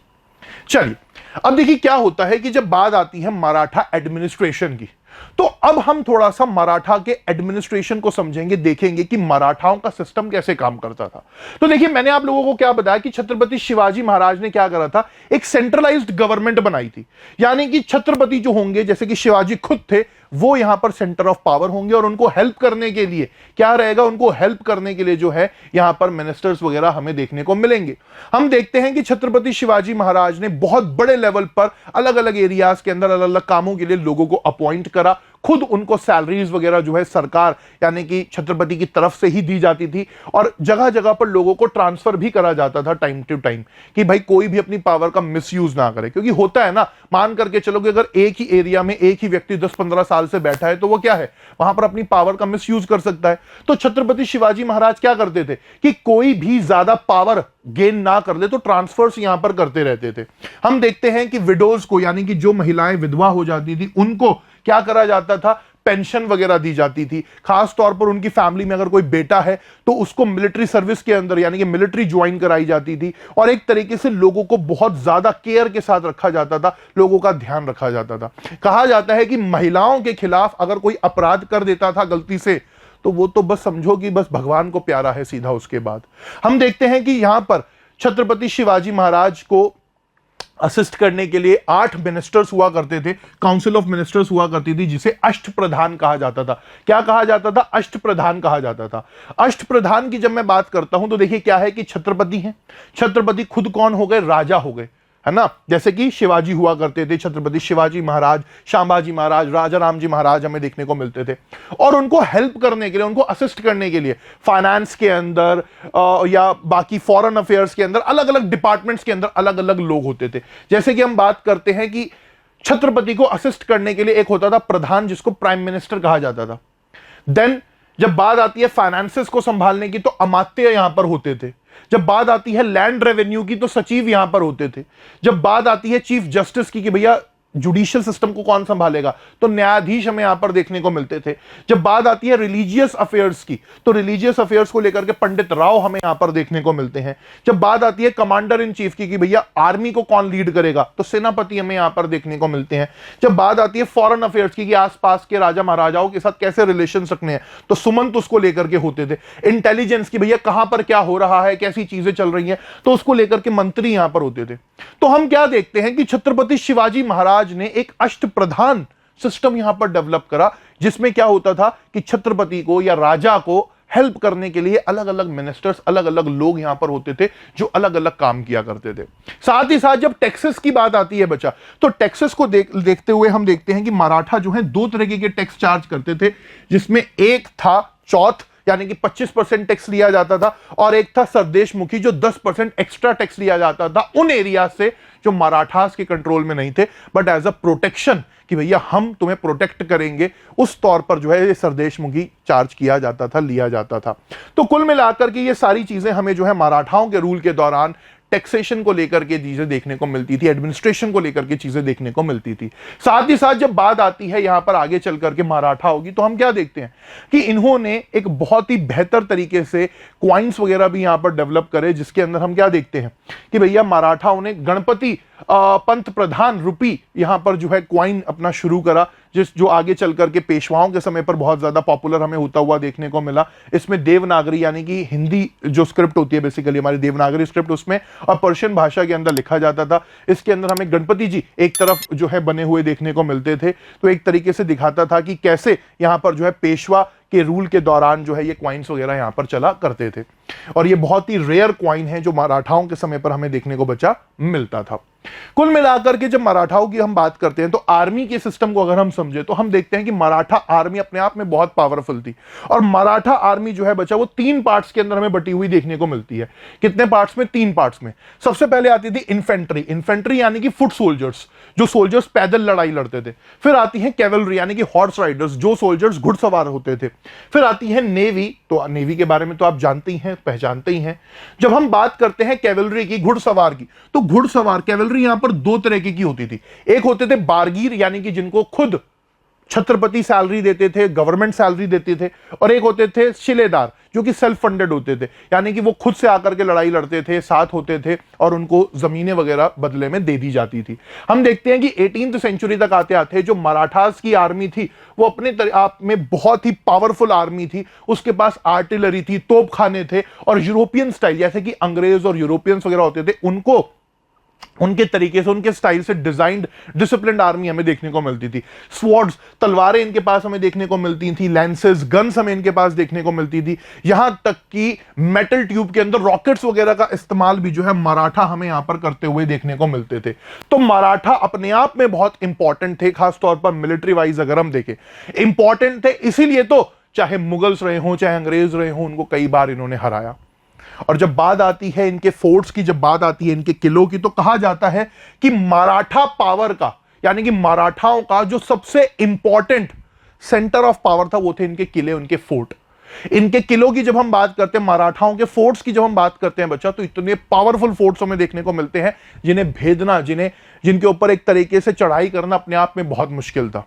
तो ये सारी चीजें हमें यहां पर देखने को मिलती हैं। और हम देखते हैं कि छत्रपति शिवाजी महाराज के जो मिनिस्टर रहे रामचंद्र पंत अमात्य, वो खुद लिखते हैं कि भैया मराठाओं के जो किले थे वो अपने आप में बहुत इंपॉर्टेंट थे, मराठाओं के प्रोटेक्शन के लिए, मराठाओं को इंपॉर्टेंट रूट्स के ऊपर कंट्रोल रखने के लिए। तो ये सारी चीजें हमें यहां पर देखने को मिलती हैं। और ये कहना बिल्कुल भी गलत नहीं होगा कि जब मराठाओं की बात आती है तो मराठाओं के स्टेट को लेकर के, मराठाओं को लेकर के उनके जो किले थे वो अपने आप में उनको एक फाउंडेशन यहां पर प्रोवाइड करते थे। चाहे मुगल्स रहे हों चाहे आगे चलकर के अंग्रेज रहे हों, किसी के लिए भी ये आसान नहीं था कि मराठाओं के किले के ऊपर आकर के हमला करा जाए, मराठाओं के किलों के ऊपर आकर के कंट्रोल करा जाए। तो ये सारी चीजें हमें जो है मराठाओं के बारे में, उनकी आर्मी के बारे में देखने को बच्चा मिलती हैं। अब मराठाओं के एडमिनिस्ट्रेशन को तो हमने समझ लिया कि कैसे काम करते थे। टैक्सेस के बारे में हमने पढ़ लिया कि चौथ और सरदेशमुखी दो तरीके का टैक्स चलता था। चौथ जो होता था वो 25% होता था, सरदेशमुखी 10% होता था। सरदेशमुखी उन एरिया से लिया जाता था जहां पर मराठाओं का कंट्रोल नहीं होता था, तो एक्स्ट्रा टैक्स के तौर पर इसको लिया जाता था। अब जब मराठाओं के बाद हम क्या देखते हैं कि मराठाओं के वेपन्स के बारे में आप यहां पर देख लीजिए, अलग अलग तरीके के वेपन्स आपको मराठाओं के देखने को मिलते हैं। मराठाओं की आर्मी के बारे में हमने समझ लिया, इनके मिलिट्री एडमिनिस्ट्रेशन को देख लिया। अब जब बात आती है मराठाओं की मिलिट्री की, तो हमने क्या देखा कि छत्रपति शिवाजी महाराज ने मराठा मिलिट्री का एस्टैब्लिशमेंट करा। और मराठा मिलिट्री को मराठा नेवी को आगे चलकर के कौन संभालते हैं? कान्होजी आंग्रे संभालते हैं। हम देखते हैं कि यूरोपियंस ने क्या करा बच्चा, जितने भी डच आए, फ्रेंच आए, पोर्चुगीज खास तौर पर, इन लोगों ने देखा कि यार हिंदुस्तान के राजा महाराजा कैसे हैं भाई, इन लोगों के पास इतनी बड़ी कोस्ट लाइन है, इतना बड़ा समुद्र से घिरा हुआ इलाका है, और इन लोगों ने कोई नेवी ही नहीं रखी हुई। तो यूरोपियंस इसका फायदा उठाते हैं। अब देखिए क्या होता था कि उस टाइम पर जो भी व्यापार होता था, जो भी ट्रेड होता था, वो ज्यादातर अगर हमें बाहर के देशों से करना होता था तो वो सी के थ्रू होता था, अरेबियन सी के थ्रू, गल्फ कंट्रीज से जाकर के व्यापार करते थे, बे ऑफ बंगाल के थ्रू हम जाकर के जावा, सुमात्रा, इंडोनेशिया, मलेशिया वाले रीजन से जाकर के व्यापार करते थे, बांग्लादेश वाले हिस्से से हम कनेक्ट होते थे, पूरा आगे म्यांमार और कंबोडिया, वियतनाम वाले रीजन्स के अंदर। तो पोर्चुगीज ने देखा कि यार इस एरिया के अंदर हम फायदा उठा सकते हैं, अगर किसी को समुद्र के अंदर जाकर के व्यापार करना है तो उसको सेफ्टी हम देंगे। तो पोर्चुगीज ने क्या करा, कार्टेज सिस्टम यहां पर शुरू करा। इस कार्टेज सिस्टम में क्या कहते थे कि जितने भी इंडियन शिप्स हैं, यानी कि इंडियन ट्रेडर्स हैं, इंडियन मर्चेंट्स हैं, जो भी क्या कर रहे हैं, समुद्र के थ्रू व्यापार कर रहे हैं, अगर वो सेफली व्यापार करना चाहते हैं तो उन्हें क्या करना होगा, पोर्चुगीज को एक तरीके का टैक्स देना होगा, जिसे हम कार्टेज सिस्टम कहते थे वो लोग। तो मराठा इस सिस्टम को चैलेंज करते हैं। हम देखते हैं कि मराठा इस सिस्टम के खिलाफ आवाज उठाते हैं कि भैया ये सिस्टम गलत है और तुम्हें अगर ये सिस्टम को लागू करना है तो हमारा सामना करना पड़ेगा। तो हम देखते हैं कान्होजी आंग्रे के बारे में। कान्होजी आंग्रे को एक तरीके से ये जो यूरोपियंस थे नफरत करते थे इनसे, क्योंकि हम देखते हैं कि कान्होजी आंग्रे ने अपने जीवन में जितनी भी बैटल्स लड़ी नेवी के साथ, ये एक भी नेवल बैटल नहीं हारे। यूरोपियंस को इन्होंने कई लड़ाइयों में हराया। और नेवल्स इनको क्या कहते थे कि ये तो समुद्री लुटेरे हैं, समुद्री लुटेरे हैं। बट कान्होजी आंग्रे ने हमेशा यूरोपियंस जो गलत प्रैक्टिसेस करते थे, अत्याचार करते थे, उसके खिलाफ यहां पर आवाज उठाई। हम देखते हैं कि 1665 में जब शिवाजी महाराज के चार शिप्स पहुंचते हैं मस्कट के आसपास के रीजन में, और वहां का रूलर जब इनके चारों शिप्स को, कैपिटल जो ओमान की कैपिटल है, वहां का जो रूलर है शिवाजी महाराज के शिप्स को, उनके लोगों को अपने बंदी बना लेता है, तो वो क्या करता है, वो सोचता है कि अब मैं क्या करूंगा, जाकर के छत्रपति शिवाजी महाराज के ऊपर अटैक करूंगा अपनी नेवी को लेकर के। बट जब ओमान के रूलर को, मस्कट के रूलर को पता लगता है कि भैया छत्रपति शिवाजी महाराज के पास तो 100 से ज्यादा शिप्स है, तो वो भैया कहता है कि नहीं, हमसे ना हो पाएगा गुरु, तो वो यहां पर जाने देता है। तो कुल मिलाकर के हम देखते हैं कि छत्रपति शिवाजी महाराज की लीडरशिप में मराठाओं की जो नेवल पावर थे वो अपने आप में बहुत इंपॉर्टेंट हमें देखने को मिलते हैं। और इसमें भी कान्होजी आंग्रे का रोल हमें काफी ज्यादा इंपॉर्टेंट देखने को मिलता है, जिन्होंने हमेशा यूरोपियंस के खिलाफ आवाज उठाई, उनके इनजस्ट सिस्टम के खिलाफ आवाज उठाई। तो ये सारी चीजें हमें यहां पर देखने को मिलती हैं और हमें पता लगता है कि कैसे मराठा जो है एक मैरीटाइम सुप्रीमेसी या नेवल पावर के तौर पर खुद को एस्टैब्लिश करने में सक्सेसफुल हमें यहां पर देखने को मिले कि भैया ओमान का रूलर तक इनके सामने झुक गया। तो ये सारी चीजें हमें बताती हैं छत्रपति शिवाजी महाराज और मराठाओं के नेवल पावर के बारे में। आगे चल करके जब बात आती है बच्चा जुडिशियल सिस्टम की, तो हम देखते हैं कि मराठाओं का जो जुडिशियल सिस्टम था वो अपने आप में बहुत ही ज्यादा खास, बहुत ही ज्यादा इंपॉर्टेंट हमें देखने को मिलता था। क्योंकि हम देखते हैं कि छत्रपति शिवाजी महाराज का जो रूल था उसे राम राज्य कहा जाता था। खास तौर पर महिलाओं के साथ या जो गरीब लोग होते थे उनके ऊपर अत्याचार तो बिल्कुल भी सहनीय नहीं था, और अगर कोई ऐसा गलत काम करता भी था तो उसको सीधा कैपिटल पनिशमेंट यानी कि डेथ पेनल्टी दे दी जाती थी। तो एक तरीके से हम देखते हैं कि बहुत ही एफिशिएंट जुडिशियल सिस्टम था। पंचायत वगैरह यहां पर हुआ करती थी। पंचायत ये आज वाली गांव वाली पंचायत नहीं। इस पंचायत की जब हम बात करते हैं तो हम देखते हैं कि भैया जो बहुत बड़े बड़े लोग होते थे, जो बहुत पावरफुल लोग होते थे, पढ़े लिखे लोग होते थे, वो मिला करते थे, वो डिस्कस किया करते थे, देखा करते थे कहीं पर कुछ अपराध हो रहा है, कुछ क्राइम हो रहा है, उसके खिलाफ वो अपना जस्टिस वगैरह डिलीवर किया करते थे कि हाँ ये गलत हुआ है, ये सही हुआ है। तो पंचायत का काम था जस्टिस डिलीवर करना, और अगर कोई इनके फैसले से संतुष्ट नहीं था तो वो आगे चल करके मराठा चीफ्स के साथ भी जो न्यायाधीश होते थे या ऊपर जो छत्रपति होते थे उनके पास भी जा सकता था एप्लीकेशन लेकर के कि मेरे साथ गलत हो रहा है। हम देखते हैं कि कई सिटीज में, कई शहरों में, जैसे कि पुणे हो गए, इंदौर हो गए, जो उनके मेन में खास शहर थे, वहां पर लॉ एंड ऑर्डर के लिए, लोकल लेवल के लिए हमें कोतवाल वगैरह भी देखने को मिलते हैं, पुलिस ऑफिशियल्स भी देखने को मिलते हैं, जिनका काम था कि शहरों के अंदर क्या करा जाए, लॉ एंड ऑर्डर मेंटेन करके चला जाए। बाकी इनके आर्मी के बारे में तो हमने देखा ही, आर्मी के बारे में तो हमने पढ़ा ही, मिलिट्री को तो समझा ही, नेवी को तो अभी हमने देखा ही। वहीं जब बात आती है ट्रेड की, व्यापार को लेकर के, तो हम देखते हैं कि छत्रपति शिवाजी महाराज जो है, चाहे वो टेक्सटाइल्स का ट्रेड हो, कपड़ों का ट्रेड हो, सोना चांदी का ट्रेड हो, इसके ऊपर उनका बहुत इंपॉर्टेंट कंट्रोल था। हम देखते हैं कि प्रेजेंट डे जो यमन वाला रीजन है, ओमान वाला रीजन है, मलाका यानी कि मलेशिया वाला रीजन है, इनके साथ उनके ट्रेडिंग नेटवर्क हमें देखने को मिलते हैं। साथ ही साथ जब बात आती है मराठाओं की, तो मैंने आपको बताया ही कि कैसे मराठाओं ने वेस्ट कोस्ट पर भी अपना कंट्रोल रखा हुआ था और तमिलनाडु वाले रीजन में साउथ ईस्ट कंट्रोल कोस्ट पर भी अपना कंट्रोल रखा हुआ था। तो मराठाओं ने दोनों तरफ से कि भैया हम अरेबियन सी से भी व्यापार कर सके, बे ऑफ बंगाल से भी व्यापार कर सके, तो खुद को बहुत ही स्ट्रांगली क्या करा हुआ था, वहां पर रखा हुआ था, अपने आप को स्टैब्लिश किया हुआ था। और हम देखते हैं कि मराठाओं के समय पर काफी बड़े लेवल पर रोड्स, ब्रिजेस वगैरह बनाए गए। खास तौर पर जब बात आती है उड़ीसा के आसपास के रीजन की, तो वहां पर भी इन्होंने रिवर ट्रांसपोर्टेशन सिस्टम को डेवलप करने का काम करा, और भी बहुत सारी चीजें हमें मराठाओं के रूल पर देखने को मिली। तो कुल मिलाकर के ये कहना बिल्कुल भी गलत नहीं होगा कि जब बात आती है ट्रेड की, व्यापार की, तो मराठाओं ने बहुत बड़े लेवल पर ट्रेड को बूस्ट करने का भी बचा काम यहां पर किया। अब मराठाओं के जुडिशियल सिस्टम और ट्रेड नेटवर्क को तो हमने समझ लिया, हमने देख लिया कि इनका एडमिनिस्ट्रेशन कैसे काम करता था, इनकी इकोनॉमी कैसे काम करती थी, और किस तरीके से क्या कुछ चीजें चलती थी। अब हम यहां पर बात करेंगे cultural revival under the Marathas की। तो मराठाओं ने हमारे कल्चर को बचाने के लिए, हमारे धर्म को बचाने के लिए क्या कुछ किया, अब हम उसको यहां पर समझेंगे। अब देखिए, जब बात आती है छत्रपति शिवाजी महाराज के स्वराज्य की, तो हम देखते हैं कि छत्रपति शिवाजी महाराज का जो स्वराज का विजन था, ये उनके हर एक चीज में देखने को मिलता था कि जिस तरीके से उन्होंने रूल करा, जिस तरीके से उन्होंने अपने एम्पायर को एस्टैब्लिश करा, जिस तरीके से उन्होंने चीजों को एडमिनिस्टर करा, यहां तक कि उनकी जो सील थी, मोहर थी, उसके ऊपर भी हम देखते हैं कि यही चीज हमें देखने को मिलती है। हम देखते हैं कि पहली बार, मतलब काफी लंबे समय बाद, संस्कृत भाषा का इस्तेमाल करा गया पर्शियन के जगह पर उनकी सील के अंदर, यानी कि एक तरीके से जो भारत की लैंग्वेज थी, भारत का कल्चर था, उसको दोबारा से लोगों को एक तरीके से अवेयर कराने का काम करा गया। तो संस्कृत इंस्क्रिप्शन के अंदर, संस्कृत भाषा के अंदर जो है, यहां पर सील वगैरह तैयार कराई गई, जिसमें लिखा गया कि भैया ये जो शासन है, ये जो रूल है, ये लोगों के वेलफेयर के लिए है, ना कि लोगों के ऊपर अत्याचार करने के लिए। साथ ही साथ हम देखते हैं कि इन्होंने राज्य व्यवहार कोष को एक तरीके से कमीशन करा गया, जिसमें कहा गया कि एडमिनिस्ट्रेशन के अंदर, यानी कि जो बेसिकली चीजों को संभाला जाता था, जो देश को चलाने का काम किया जाता था, जो भाषा का इस्तेमाल किया जाता था, उसमें क्या करते थे, उसमें जो है एक तरीके से पर्शियन भाषा का इस्तेमाल करते थे। तो छत्रपति शिवाजी महाराज ने स्पेशली कहा कि भैया पर्शियन की जगह मराठी भाषा का, संस्कृत भाषा का इस्तेमाल किया जाएगा। अब आप कहोगे कि सर ये पर्शियन भाषा का इस्तेमाल क्यों करते थे?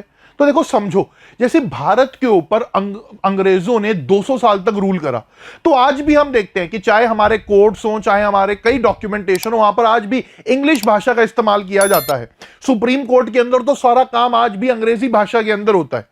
तो उसी तरीके से जब मुगलों का इतने लंबे समय तक रूल था, और उससे पहले दिल्ली सल्तनत का रूल हमें देखने को मिलता था, तो उनकी जो भाषा थी, पर्शियन भाषा, वो भारत के अंदर बहुत ज्यादा पॉपुलर हो गई थी, और लोग भी आम डेली लाइफ के अंदर पर्शियन भाषा का इस्तेमाल करते थे। तो छत्रपति शिवाजी महाराज ने जो अपना रूल का स्टैब्लिशमेंट रखा, जो अपना रूल उन्होंने शुरू करा, तो उन्होंने स्पेशली कहा कि भैया हमारे यहां पर हम मराठी भाषा और संस्कृत भाषा को ही फॉलो करेंगे। हम देखते हैं कि छत्रपति शिवाजी महाराज खुद एक बहुत बड़े शिव भक्त थे, हिंदू लीडर थे, और आगे चल करके उन्होंने क्या करा, बाकी रिलीजन्स की भी रिस्पेक्ट करी।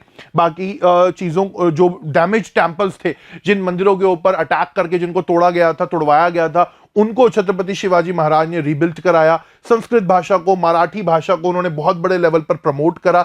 जो हमारा एक तरीके से ट्रेडिशन था, हमारा जो कल्चर था, उसको दोबारा से एक तरीके से रिवाइव करने का यहां पर काम करा। एंड खास तौर पर हम क्या देखते हैं, हमें यह देखने को मिलता है कि भैया कोई भी अगर भारतीय अपने कल्चर को रिवाइव करता है, अपने कल्चर को साथ लेकर के चलता है, उसको फॉलो करता है, तो वो बड़ी बड़ी पावर्स को भी हराने का दम रखता है। और मराठाओं के केस में हमें देखने को मिला कि छत्रपति शिवाजी महाराज भारतीय संस्कृति, भारतीय कल्चर को फॉलो करते हुए चले, और आगे चल करके उन्होंने मराठाओं की लीडरशिप को एस्टैब्लिश करा, मुगल्स को चुनौती दी, अंग्रेजों को चुनौतियां दी आगे चल करके मराठाओं ने। तो ये सारी चीजें हमें यहां पर देखने को मिलती हैं कि भैया जो हमारा कल्चर है, that is something very very important. हमारी जो संस्कृति है, that is very very important. तो ये सारी चीजें बच्चा हमें यहां पर होती हुई देखने को मिलती हैं। खास तौर पर अगर इनके सक्सेसर्स की बात करें, यानी कि छत्रपति शिवाजी महाराज के बाद जो मराठा लीडर्स आए, उनको अगर हम देखें तो खास तौर पर नागपुर के अंदर जो भोसले परिवार था, उन्होंने बहुत बड़े लेवल पर चीजों को करा। जैसे कि अगर हम बात करें जगन्नाथपुरी की, तो आपको उड़ीसा के अंदर भगवान जगन्नाथ का, हमारे जो हिंदुओं के 4 धाम है, उसमें से एक धाम देखने को मिलता है जगन्नाथपुरी। तो मुगल्स के टाइम पर अक्सर जगन्नाथपुरी के अंदर जो प्रेयर्स वगैरह होती थी, जो पूजा वगैरह होती थी, उसको रुकवा दिया जाता था। तो हम देखते हैं कि भोसले डायनास्टी जो थी नागपुर के अंदर, उन्होंने उड़ीसा के अंदर जगन्नाथपुरी मंदिर के अंदर पूजा पाठ को रेगुलर शुरू कराने का काम करा। यहां तक कि मराठाओं की जो महिलाएं थी, जैसे कि ताराबाई हो गई हो या अहिल्याबाई होलकर हो गई हो, इन्होंने भी बहुत इंपॉर्टेंट रोल प्ले करा। अब इनके बारे में आगे चल करके हम पढ़ेंगे। सिमिलरली जब बात आती है मराठाओं की, तो मैंने आपको क्या बताया कि मराठाओं ने वेस्ट कोस्ट के अलावा ईस्ट कोस्ट में, यानी कि तमिलनाडु वाले रीजन के ऊपर भी अपना कंट्रोल एस्टैब्लिश किया हुआ था। और उसमें हमें जब बात आती है थंजावुर वाले रीजन की, तो हमें वहां पर देखने को मिलते हैं एकोजी। एकोजी की जब हम बात करते हैं, तो एकोजी राजे जो थे वो शिवाजी महाराज के भाई थे, हाफ ब्रदर थे। और हम देखते हैं कि ये एकोजी महाराज क्या करते हैं, तमिलनाडु के अंदर थंजावुर वाले रीजन के अंदर मराठाओं को एस्टैब्लिश करते हैं।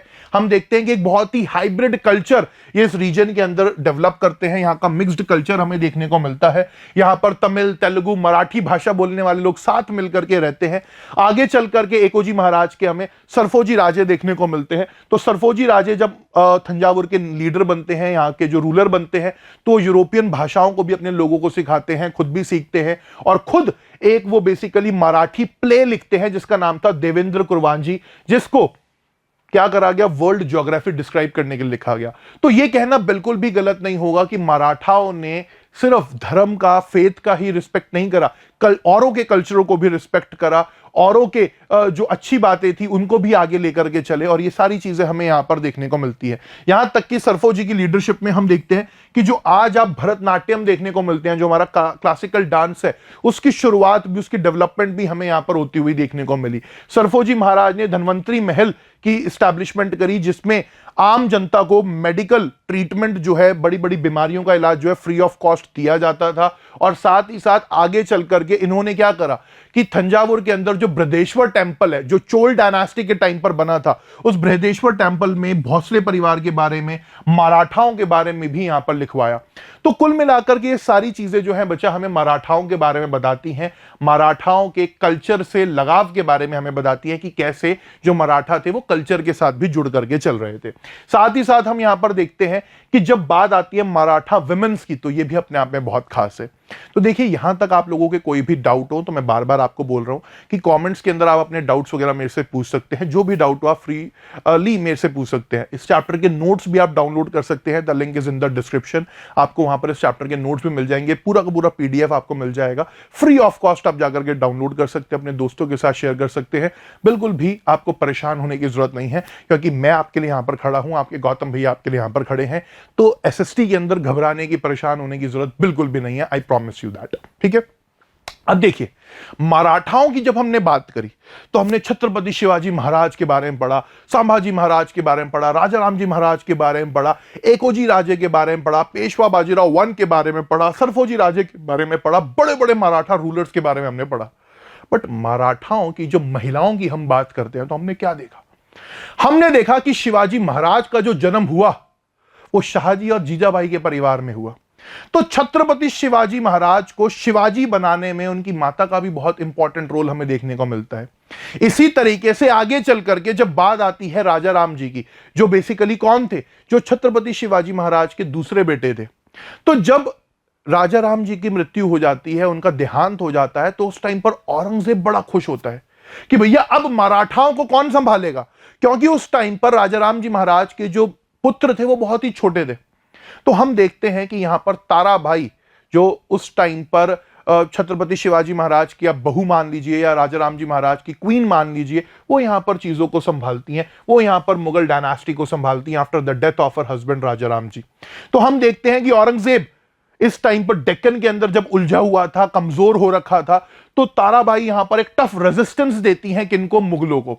तो आप मान करके चलिए कि 1700 से लेकर के 1707 तक, यानी कि 7-8 साल तक औरंगजेब को तगड़ी चुनौती दी, तगड़ा सामना करा किन्होंने?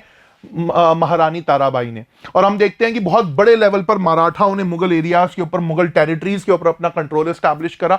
और आगे चल करके जब औरंगजेब का देहांत हो गया, औरंगजेब की डेथ हो गई, तो उसके बाद मराठाओं का एक्सपेंशन इनकी लीडरशिप में बहुत बड़े लेवल पर हमें नॉर्थ इंडिया के अंदर देखने को मिला। और अपने पति की मृत्यु के बाद, राजा राम जी की डेथ के बाद, महारानी ताराबाई एक बहुत इंपॉर्टेंट रोल प्ले करती हैं मराठाओं को बनाए रखने में। और ऐसा नहीं कि अकेले, इनकी बहुत सारे लोगों ने मदद करी, हेल्प करी, असिस्ट करा, जो इनके साथ थे, जो मराठा लीडर्स इनके साथ थे। सिमिलरली ताराबाई जी के अलावा हमें अहिल्याबाई होलकर भी देखने को मिलती हैं। अहिल्याबाई होलकर जी की जब हम बात करते हैं तो होलकर डायनास्टी, यानी कि प्रेजेंट जो हमारा मालवा वाला रीजन है, सेंट्रल इंडिया वाला रीजन है, यहां पर अहिल्याबाई होलकर जी हमें देखने को मिलती हैं।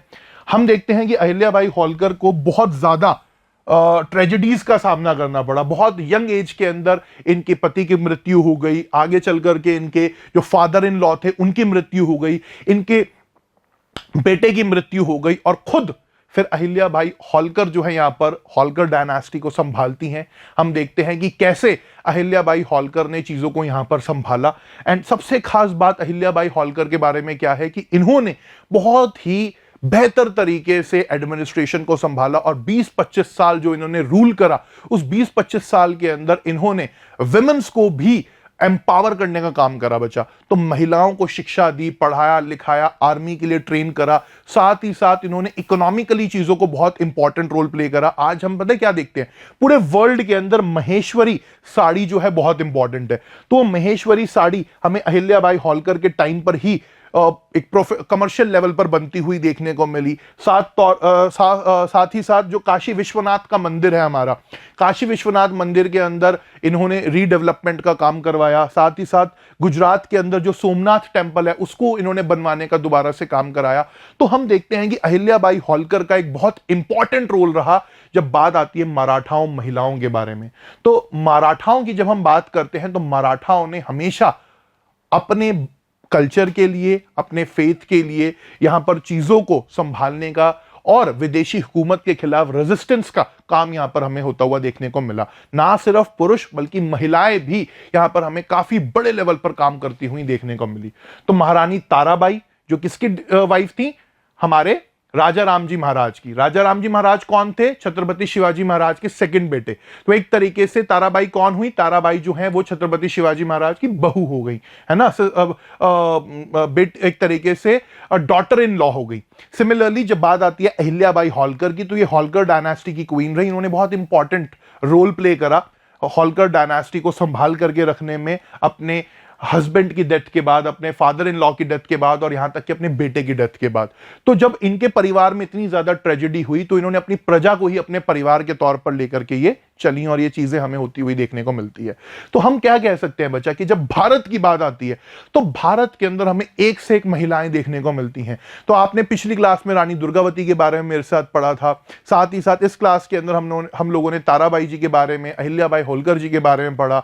आगे चल करके रानी ऑफ झांसी लक्ष्मीबाई के बारे में हम पढ़ेंगे। तो महिलाओं ने हमेशा अपना एक इंपॉर्टेंट रोल प्ले करा भारत के इतिहास में, भारत के कल्चर में। तो कुल मिलाकर के अगर हम मराठाओं की बात करें बच्चा, तो हम क्या देखते हैं कि Marathas played a very important role. They challenge the Mughal dominance. मुगलों को उन्होंने एक तरीके से, मुगल डोमिनेंस को उन्होंने चैलेंज करने का काम करा। साथ ही साथ इंडिया के अंदर, भारत के अंदर एक लार्जेस्ट एम्पायर बनाने का उन्होंने काम करा, जिसने पूरे के पूरे सब कॉन्टिनेंट के ऊपर अपना कंट्रोल एस्टैब्लिश करा। और हम देखते हैं कि सेंट्रल और नॉर्थ इंडिया में इनका बहुत इंपॉर्टेंट रोल हमें देखने को बच्चा मिलता है।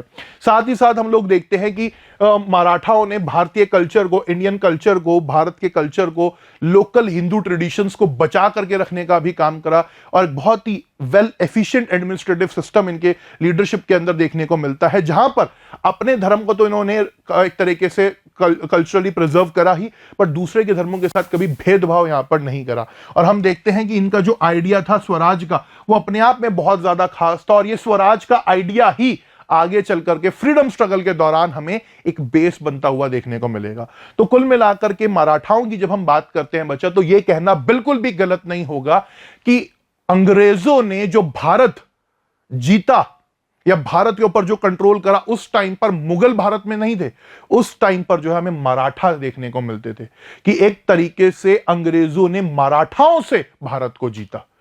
तो ये सारी चीजें हमने इस चैप्टर के अंदर पढ़ी। आई होप आपको इस चैप्टर में मजा आया होगा, आपके जो भी डाउट्स होंगे सारे क्लियर हो गए होंगे। अगर किसी का कोई भी डाउट है तो आप कमेंट्स के अंदर अपना डाउट मेरे से जरूर पूछिएगा। एंड ये नोट्स आप फ्री ऑफ कॉस्ट डाउनलोड कर सकते हैं, the link is in the description. बाकी इस वीडियो को यहीं पर एंड करते हैं। That's all for the day. So thank you so much everyone. Gautam Lakhani signing off. जय हिंद, जय भारत। हर एक बच्चा वीडियो को लाइक जरूर करेगा, कॉमेंट्स में अपना फीडबैक जरूर देगा। तब तक के लिए मिलते हैं अगली क्लास में। अगला कौन सा टॉपिक चाहते हो कॉमेंट्स में जरूर बताना। Love you all, thank you so much.